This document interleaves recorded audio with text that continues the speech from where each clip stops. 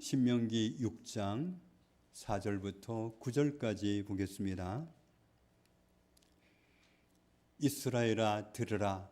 우리 하나님 여호와는 오직 유일한 여호와이시니 너는 마음을 다하고 뜻을 다하고 힘을 다하여 내 하나님 여호와를 사랑하라. 오늘 내가 네게 명하는 이 말씀을 너는 마음에 새기고 네 자녀에게 부지런히 가르치며 집에 앉았을 때든지 길을 갈 때든지 누워 있을 때든지 일어날 때든지 이 말씀을 강론할 것이며 너는 또 그것을 내 손목에 메어 기호를 삼으며 내 미간에 붙여 표로 삼고 또 내 집 문설주와 바깥문에 기록할지니라. 아멘. 그동안 계속 말씀드렸던 것처럼 창세기부터 신명기까지 5권의 성경책은 모세가 기록한 한 권의 책입니다. 모세오경이라고 하는데 모세오경을 처음 접해야 했던 원독자는 출애굽한 2세대 사람들이었습니다. 민수기 13장을 보면 가데스에서 가나안 땅을 정탐하고 돌아왔던 12명 중에 여호수아와 갈렙을 제외한 10명의 사람들이 가나안 땅에는 무시무시한 거인들이 살고 있어서 감히 그들을 상대할 수가 우리는 없다. 그렇게 주장을 했습니다. 33절을 보면 그 거인들과 신장을 비교한다면, 키를 비교한다면 그 사람들이 사람이라면 우리는 메뚜기같이 아주 작은 존재다. 그러니 덩치가 그렇게 차이가 나는데 어떻게 이기겠느냐. 출애굽해서 먼 광야길을 왔건만 가나안 땅 아주 인접한 곳에 왔지만 출애굽 1세대 사람들은 그렇게 위험한 가나안 땅이라면 어떻게 들어가겠느냐. 그건 불가능하니 우리는 돌아가는 게 낫겠다. 들어가지 않겠다. 그렇게 주장을 했습니다. 전에 애굽에 살 때에는 종살이가 너무 힘들어서 정말 살 수가 없다. 그러니 하나님께 살려달라고 부르짖어서 그들이 기도했던 사람들이 아닙니까? 그런데 가나안 땅이 그렇게 위험하다고 하니까 살기 위해서는 차라리 가나안 땅으로 가는 것보다는 애굽으로 돌아가는 게 낫겠다. 이렇게 생각을 바꾸었습니다. 출애굽 1세대 사람들은 하나님이 들어가라고 하는 가나안 땅이 너무나도 위험한 땅이기 때문에 안 들어가겠다고 거절을 했습니다. 하나님은 애굽 땅에서 나와서 그 하나님의 많은 기적을 보고도 여전히 하나님을 신뢰하지 못하고 가나안 땅 들어가기를 거부하는 그 사람들이 광야에서 다 죽어 사라질 때까지 기다려 주셨습니다. 그리고 나서 이제 새로운 세대가 일어났죠. 출애굽 2세대, 3세대 사람들이 가나안 땅으로 들어가야 되는 그런 상황이었습니다. 하나님은 1세대 사람들이 그렇게 다 거부하듯이 했는데 두 사람만 찬송을 하고 다 거부했는데 그런데도 이스라엘 백성들을 가나안 땅에 데리고 가는 것을 포기하지 않으시고 40년을 기다리셨다가 1세대 사람들 안 들어가겠다는 사람들이 다 죽은 다음에 2세대, 3세대 사람들을 데리고 가려고 하시는 겁니다. 출애굽 2세대 사람들도 가나안 땅에 들어가야 되는 그런 상황을 맞닥뜨렸을 때 무섭고 두려운 마음은 감출 수가 없었습니다. 왜냐하면 1세대 사람들이 왜 가나안 땅 들어가는 것을 거절하는지 다 목격을 했잖아요. 하나님은 이스라엘 백성들이 가나안 땅에 들어가야 하는 이유를 알게 해주시려고 창세기부터 신명기까지 모세오경을 말씀하셨던 겁니다. 전에도 말씀드렸던 것처럼 창세기는 하나님께서 단순히 세상을 창조하셨다. 그리고 사람을 창조하셨다. 이것을 말씀하는 게 아니고 하나님이 경영하시는 하나님의 나라를 창조하신 겁니다. 27절, 28절을 보면 사람을 하나님의 형상대로 창조하시고 그들에게 언약을 맺으십니다. 그래서 하나님이 그들에게 복을 주시면서 하나님이 그들에게 말씀하시기를 생육하고 번성하여 땅에 충만하라, 땅을 정복하라, 하나님이 지으신 모든 것을 다스리라. 그렇게 하나님이 그들에게 언약을 맺으셨습니다. 약속이라고 하면 서로 쌍방간에 뭔가를 약속을 하자 이렇게 돼야 될 것 같은데, 하나님의 언약은 한결같이 일방적인 언약입니다. 내가 너희에게 복을 주겠다, 그러니 너희는 누려라, 이렇게 말씀을 하셨던 겁니다. 3장에 있는 말씀을 보면 아담과 하와가 타락하는 바람에 하나님을 떠나게 되었고, 하나님이 경영하시는 하나님의 나라를 세우고자 하시는 하나님의 계획이 차질이 빚어졌습니다. 6장에서 보면 사람들은 더 악하게 타락을 합니다. 그 악을 행하는 사람들 가운데 어떤 사람들이 있었느냐 하면 네피림, 거인들이 있었다. 4절 첫 부분에 나오잖아요. 당시의 땅에는 네피림이 있었고, 네피림은 거인들을 말합니다. 나중에 그 가나안 땅에 들어가라는 명령을 받았던 출애굽 1세대 사람들이 그렇게도 두려워했던 네피림이 옛날에도 있었다는 거죠. 거인들도 있었는데, 당시에 노아의 가족만 하나님을 경외했고 그 외에 어떤 사람도 하나님을 경외하지 않았습니다. 하나님은 순종하는 사람 노아의 가족을 방주를 짓게 해서 살려주시고 홍수로 세상을 심판하셨습니다. 만약에 그 사대에 멸망했던 사람들 중에 하나님의 말씀을 들을 수 있는 귀만 있었더라면 살 수도 있었는데, 방주로 들어가면서 하는 건데 아무도 하나님의 말씀을 들으려고 하지 않아서 다 멸망을 했습니다. 그러니까 이 말씀에도 나와 있는 것처럼 옛날에도 거대한 덩치로 악을 추송하는 네피림, 거인들이 있었지만 하나님을 등지고 악을 조성하면서 달려가던 그 세대 사람들을 하나님이 다 멸망시켰단 말이죠. 하나님이 경영자이시지 거인들이 세상을 경영하는 게 아니거든요. 하나님은 가나안 땅을 가야 하는 이스라엘 백성들이 이 사실을 알기를 바라셨던 겁니다. 옛날에도 거인들이 있었고 그들은 무시무시한 사람들이었지만, 그들이 세상에 악을 조성하는 사람들이었지만 내가 그들을 멸망시키지 않았느냐, 거인들이 하나님을 이기느냐, 내가 그들을 상대할 텐데 너희가 왜 두려워하느냐, 이것을 그들에게 알려주기 원하셨던 겁니다. 9장에는 말씀을 보면 하나님은 모든 사람이 멸망한 다음에 노아와 또 언약을 맺으십니다. 내가 너에게 복을 준다. 생육하고 번성하여 온 땅에 충만하라. 하나님이 함께 하시고 하나님이 복을 주시고 하나님의 모든 것을 누리면서 사는 하나님의 나라를 누리라고 노아와 언약을 맺으셨습니다. 11장에 보면 그런데 조금 세월이 지나면서 사람들은 또 타락합니다. 하나님은 온 세상에 흩어져서 번성하라, 온 땅에 충만하라, 그러면서 하나님이 지으신 모든 것을 누리면서 하나님의 나라를 이루어라, 그렇게 말씀하신 건데, 이 사람들은 우리 흩어지지 말자 그러면서 바벨탑을 지어서 하늘 꼭대기까지 이 건물을 올라가게 하고 우리 흩어지지 말자, 하나님의 명령을 정반대로 하는 이런 악을 주도했습니다. 하나님은 그들에게 다양한 언어를 주셔서 흩어지게 하셨죠.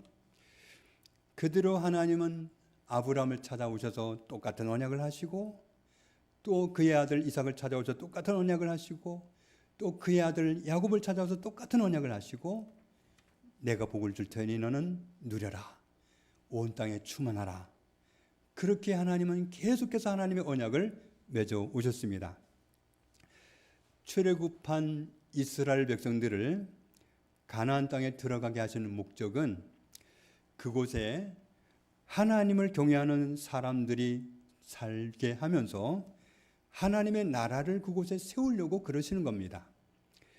레위기 말씀은 하나님의 백성이 그 땅에 살게 될 때 너희가 하나님을 어떻게 경외해야 되는지 내가 알려줄게. 너희는 이렇게 나를 섬겨다오. 그 거하게 하시는 땅에서 하나님을 이렇게 경외하라고 주신 말씀이 레위기입니다. 그리고 신명기도 너희가 가나안 땅에 들어가거든 거기 주변에 있는 다른 나라 사람들처럼 살지 말고 나는 너희가 이렇게 살기를 바란다 말씀하신 내용이 신명기입니다.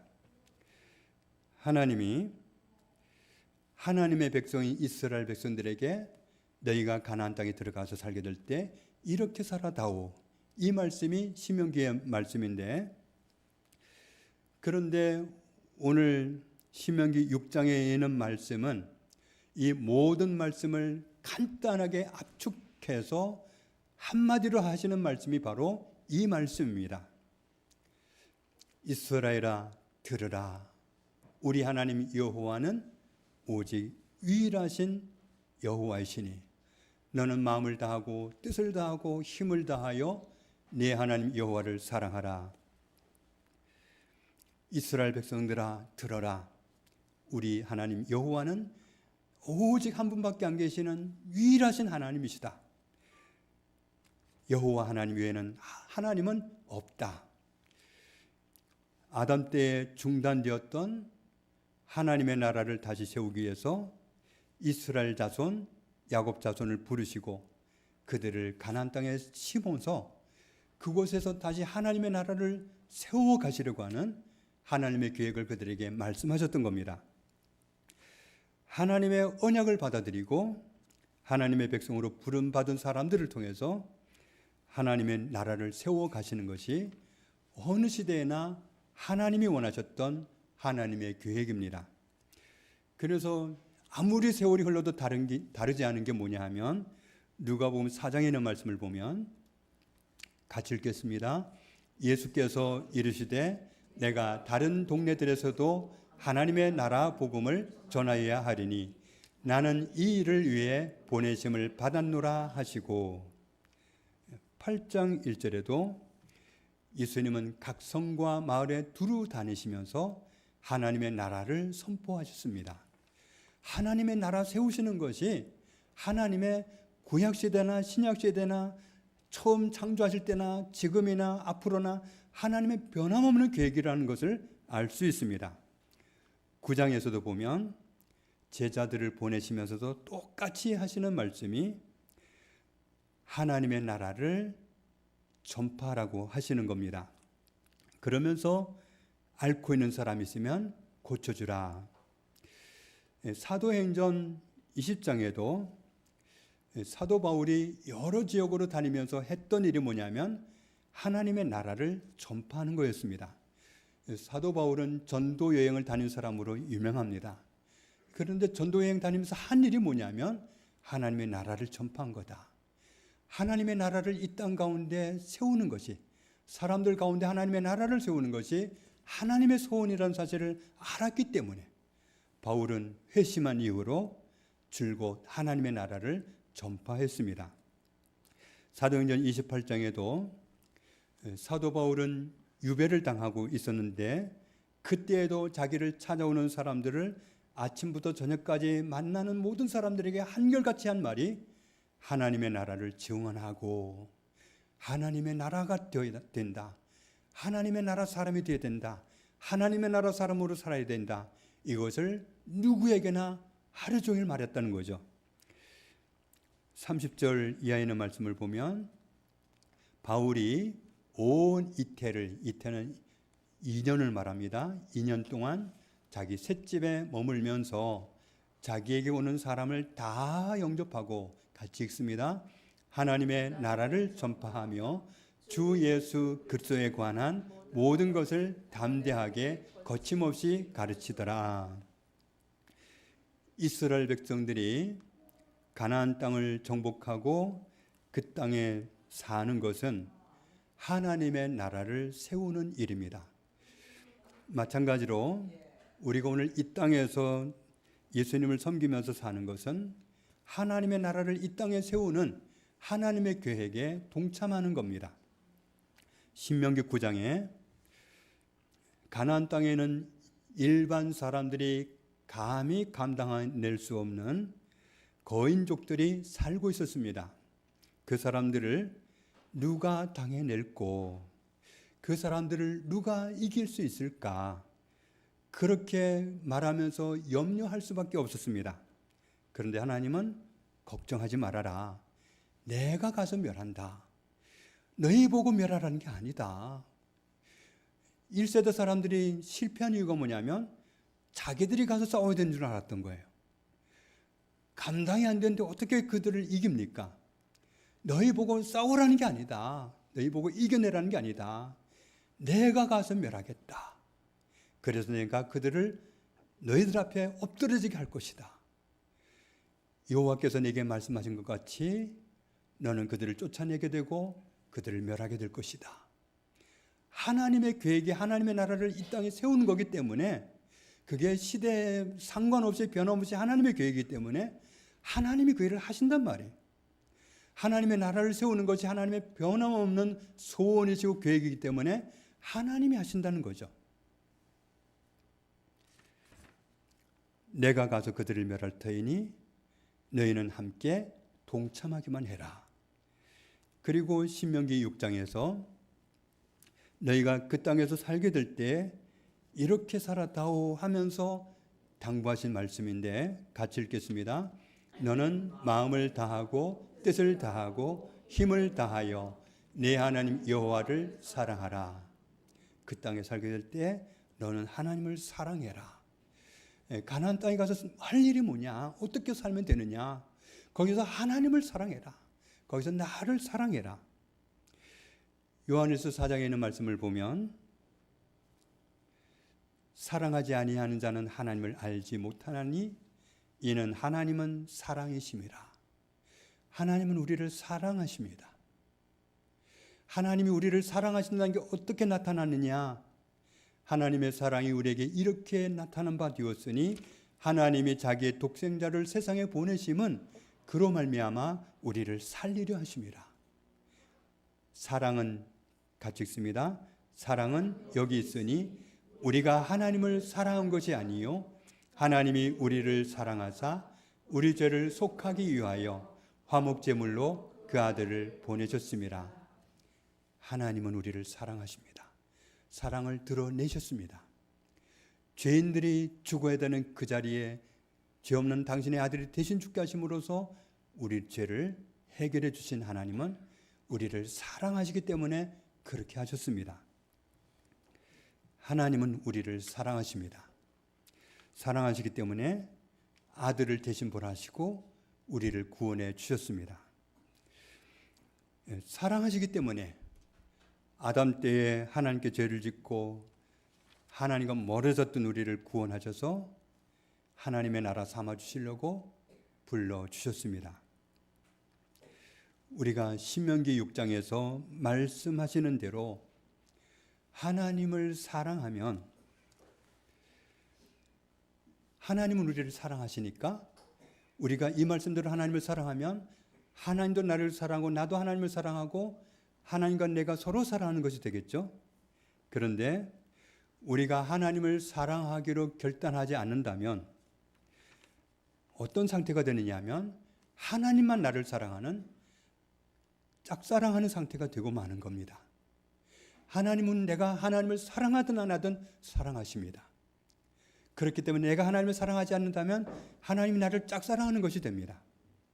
그런데 하나님은 짝사랑하는 거 원하지 않으니까 너도 나를 사랑해다오. 누가 짝사랑하기를 원하겠어요? 그러면 우리가 어떻게 하나님을 사랑할 수 있을까? 다음 절을 보겠습니다. 같이 읽습니다.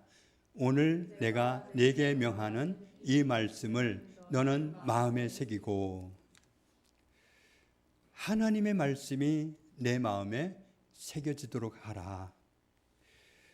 말씀이 내 마음속에 새겨져 있으면 그 말씀대로, 그 새겨진 말씀대로 살아가게 되어 있습니다.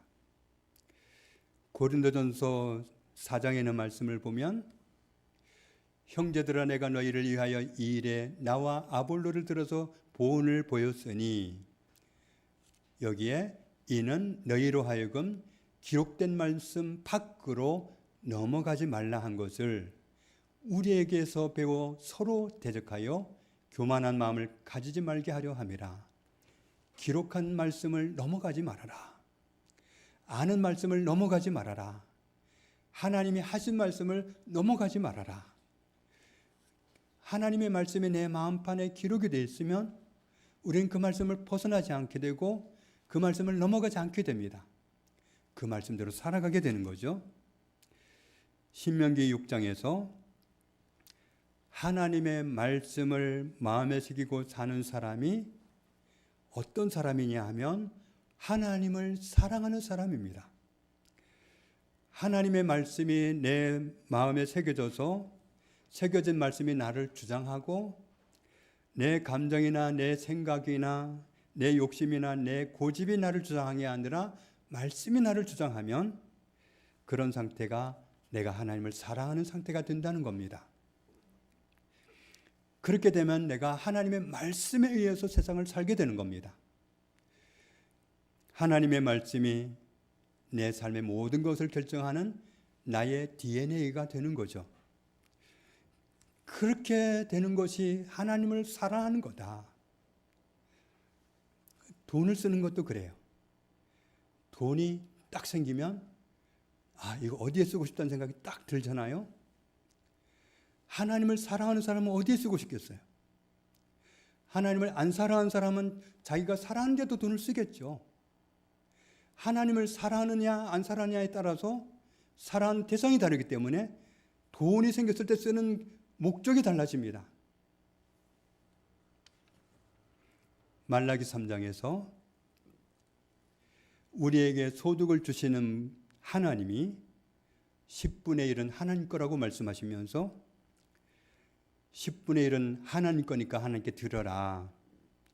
그러면서 안 드리면 도둑질하는 거다. 도둑질하면 어떻게 되느냐 하면 10절에 만군의 여호와가 이르노라 너희의 온전한 11조를 창고에 들여 나의 집에 양식이 있게 하고 그곳으로 나를 시험하여 내가 하늘문을 열고 너희에게 복을 쌓을 곳이 없도록 붙지 아니하나 보라. 앞절에서는 하나님의 것인데 하나님께 안 드리면 도둑질하는 거다. 그러면 내가 복을 줄 수 없다고 말씀하셨고 너희가 만약에 내 것을 구별해서 하나님 거지 하고 하나님께 드리면 하나님이 약속하신 복으로 은혜를 보장하고 계십니다. 신명기 8장에서 네 하나님 여호와를 기억하라. 그가 네게 재물 얻을 능력을 주셨습니다. 내가 이랬기 때문에 내가 돈이 생긴 게 아니고 내가 애썼기 때문에 내가 돈을 번 게 아니라 내가 얼마나 고생해서 번 건지 아냐가 아니라 하나님이 재물 얻을 능력을 주셨기 때문에 재물 얻을 능력을 주신 하나님을 기억하라는 겁니다. 하나님 나라를 이 땅에 세우는 사람으로 살기를 바라시는 하나님의 뜻대로 살려면 우리는 하나님의 말씀을 내 마음에 새겨야 합니다. 내 마음에 새겨진 하나님의 말씀대로 살아가는 사람이 하나님을 사랑하는 사람이. 그래서 우리가 우리 시대를 살면서 날마다 큐티를 하는 것도 소중하고 날마다 설교 말씀을 듣는 것도 소중하기는 합니다. 요즘 정말 좋게 생각하면 하나님 말씀을 들으려고 작정만 하면 큐티책은 얼마나 많고 설교 말씀을 들을 수 있는 매체는 얼마나 많습니까? 오디오로도 들을 수 있고 화면으로도 들을 수 있어요. 날마다 아멘 아멘 하면서 살아갈 수 있어요. 큐티하면서 날마다 하나님 뜻을 깨닫고 설교를 들으면서 하나님 뜻을 깨달을 수 있습니다. 그렇지 아멘 아멘. 우리는 그러면서 살아갈 수 있어요. 그런데 깨닫기는 하는데 말씀이 내 안에 새겨져 있지 않으면 말씀대로 살 수는 없습니다. 순간 들은 말로 내가 순간의 만족을 누릴 수 있을지 몰라도 말씀이 새겨지지 않으면 영향력 있는 그리스도인으로 살 수는 없습니다. 그때 은혜는 받았는데 내 마음에 새겨진 말씀이 없으니까 정작 내 자신이 하나님 말씀대로 살아내지는 못합니다. 내가 은혜 받은 게 뻔한데, 내가 오늘 아침에 극동방송 들으면서 대단히 은혜 받았는데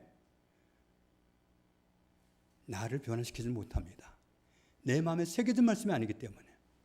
내 마음에 새겨진 말씀이 아니면 지나갑니다. 그때 반짝하고 지나가 버려요. 말씀을 내가 붙잡아 앉히지 않으면, 내 마음에 새기지 않으면 그 말씀은 나와 상관없는 말씀이 돼요. 그날은 은혜 받았는데 그 다음 삶은 그 말씀이 내게 아무 적용이 안 됩니다. 내 마음의 말씀을 새기고 말씀대로 사는 사람이 하나님을 사랑하는 사람입니다. 그러니 세상 사람들이 나를 독실한 크리스찬이라고 말해줄지는 몰라도 나를 통해서 영향을 받지는 않습니다. 그 사람이나 내가 살아가는 삶이나 똑같거든요. 다른 게 있다면 주일날 교회 가느냐 안 가느냐 그 차이뿐이지, 말씀이 새겨지지 않은 사람이 사는 삶은 하나님 말씀 모르고 사는 세상 사람과 똑같기 때문에 세상 사람은 전혀 영향을 안 받습니다. 그런데 가나안 땅에 들어간 하나님의 백성들이 거기서 하나님 말씀을 마음에 새기고 그 말씀대로 살아가면서 특별한 사람으로 살면, 하나님 말씀대로 살아내면 세상 사람들이 영향을 받아요. 그러면 하나님의 나라가 확장돼 가는 겁니다. 내 마음에 하나님의 말씀이 새겨지지 않으면 나는 내 식대로 살아요. 세상 방식대로 삽니다. 그러면 하나님의 말씀이 내 안에 없기 때문에 말씀대로 살 수도 없고, 말씀이 사람들에게 보여질 수도 없고, 세상 사람들이 나를 통해서 영향받을 것도 없고, 니나 내나 똑같은 삶이 되는 겁니다. 그러니 하나님의 나라는 확장될 수가 없고, 우리는 교회 다니는 것 그 자체를 가지고 개독이라고 욕이나 먹고 살고 하나님을 욕먹이고 사는 아주 더러운 존재가 되는 겁니다. 우리가 정말 하나님을 사랑하는 사람이 되면, 그러면 하나님 사랑하는 게 뭐냐? 말씀을 너의 마음에 새기고 그 말씀대로 사는 거다. 이렇게 살 때 우리는 영향력 있는 하나님의 사람이 되고, 아, 저게 하나님의 나라지. 나도 저렇게 살고 싶다. 이렇게 감동을 주고 진짜 영향을 미치는 사람이 되는 거죠. 그렇게 오랫동안 신앙생활을 해왔건만 말씀을 들은 말씀이 얼마나 많은데 내 성품은 변화되지 않고, 인간관계를 맺는데 변화가 없고, 내 언어에도 변화가 없고, 돈 쓰는 방식도 나와 다를 바가 전혀 없고, 그러면 아무 영향력을 끼칠 수가 없습니다. 말씀을 읽는 것이 중요한데, 읽은 말씀이 이해가 안 되면 넘어가도 됩니다. 읽고 또 읽고 하다 보면 언젠가는 그 말씀을 알게 해주셔요. 이해가 안 되는 말씀은 넘어가도 돼요.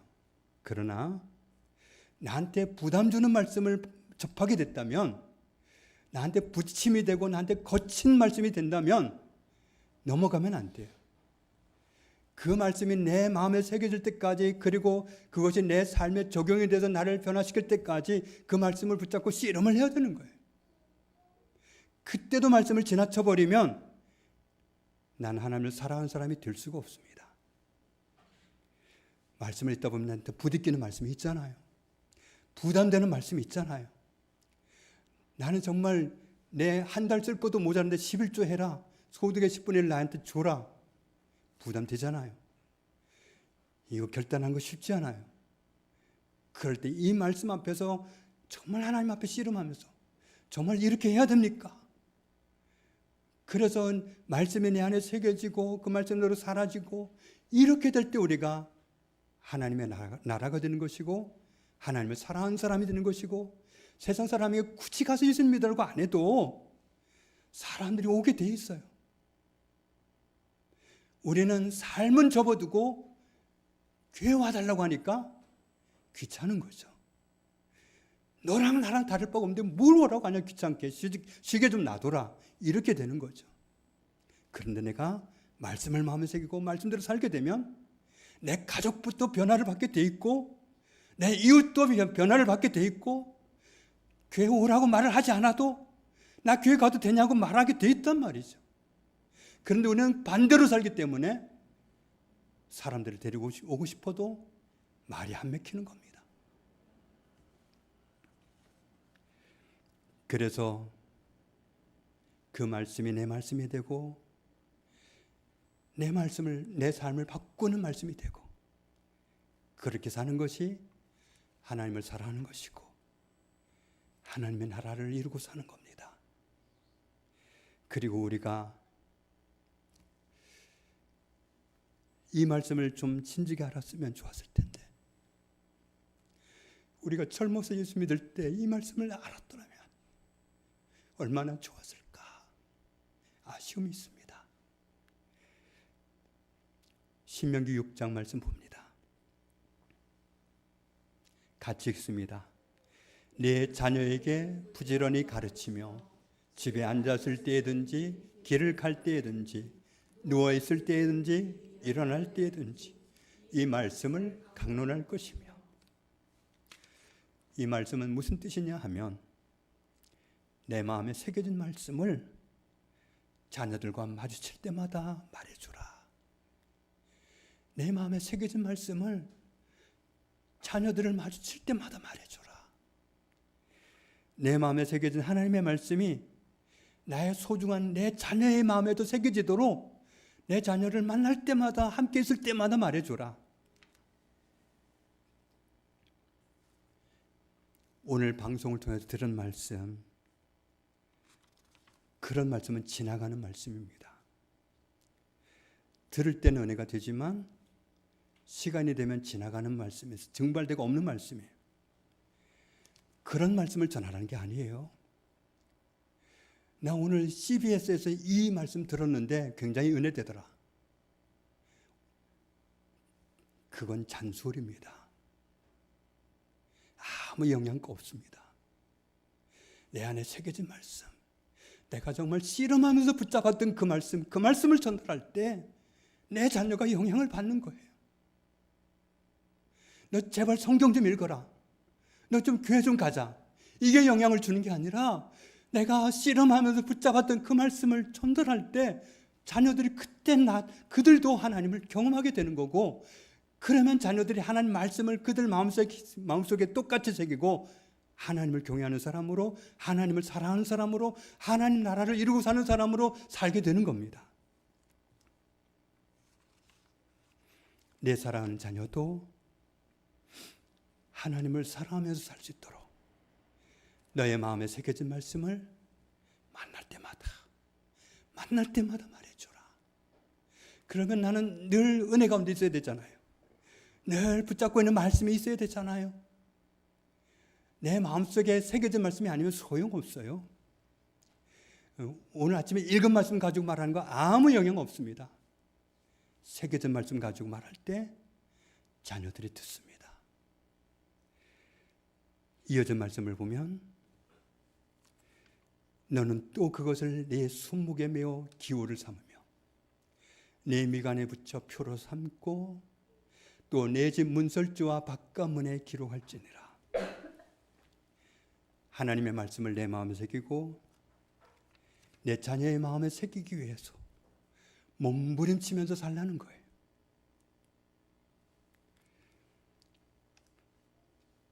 다시 5절부터 있는 말씀 보면 같이 읽습니다. 너는 마음을 다하고 뜻을 다하고 힘을 다하여 내 하나님 여호와를 사랑하라.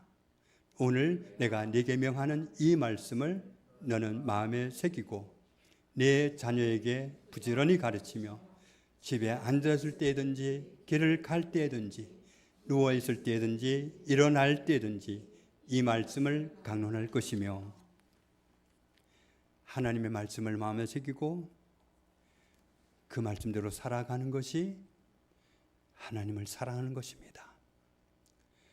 하나님은 유일하신 하나님 한 분밖에 없는데 너는 나를 사랑하라.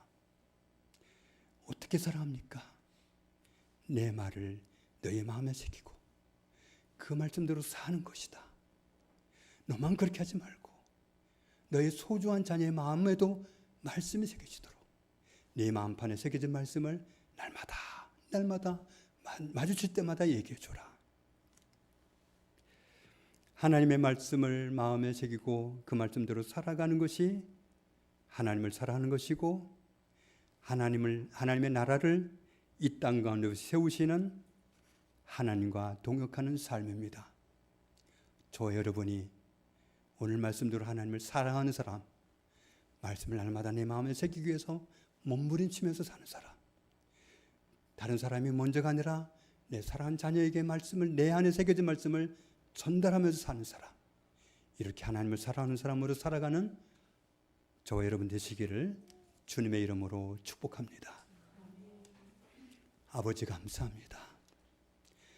하나님은 우리를 사랑하시는데 우리는 얼마나 하나님을 사랑합니까? 너는 나를 사랑하라 하셨지만 우리가 어떻게 하나님을 사랑합니까? 내가 말하는 말을 너의 마음에 새기고 그 말씀대로 살아다오 하셨사오니, 그리고 너만 그렇게 살지 말고 그 새겨진 말씀을 너의 자녀에게도 계속 전달하라고 하신 말씀, 오늘에서야 하나님의 심령을 헤아립니다.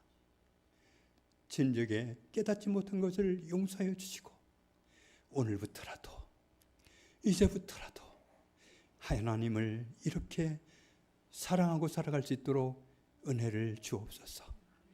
예수님의 이름으로 기도합니다. 아멘.